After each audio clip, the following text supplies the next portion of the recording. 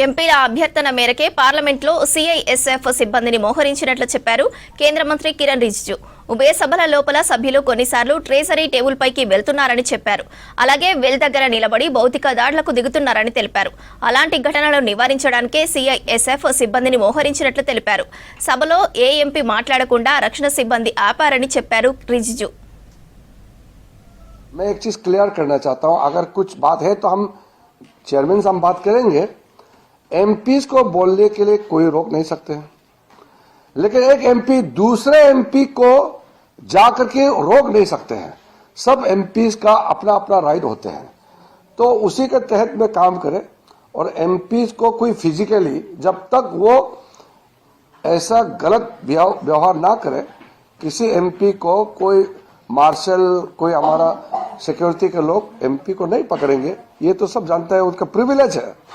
हम इसका जानकारी पूरा लेंगे, लेकिन जितना मुझे मालूम है वो राज्यसभा सेक्रेटरीट ने बताया कि कुछ एमपीज बहुत ही एग्रेसिवली उछल कूद करके बहुत आगे आ गए, तो उसको रोकने के लिए कुछ व्यवस्था किया है, इतना ही बताया।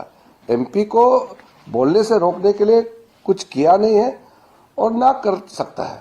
फिर ऑपोजिशन पार्टी के डिमांड पर सरकार ने ऑपरेशन सिंदूर पर चर्चा जितना टाइम मांगा उतना समय हमने दिया, और तय समय से भी ज्यादा दोनों सदनों में चर्चा हुई।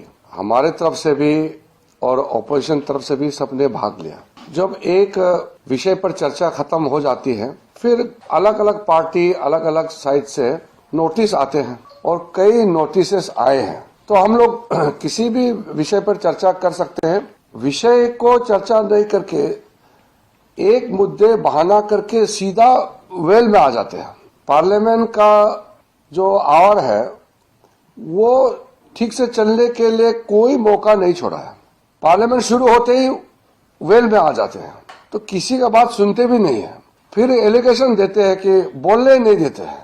आप अपोजिशन पार्टी खुद पार्लियामेंट चलने नहीं देते हैं और फिर बोलता है कि बोलने नहीं देते हैं। ये बहुत गलत मैसेज बाहर में जाने का संभावना है।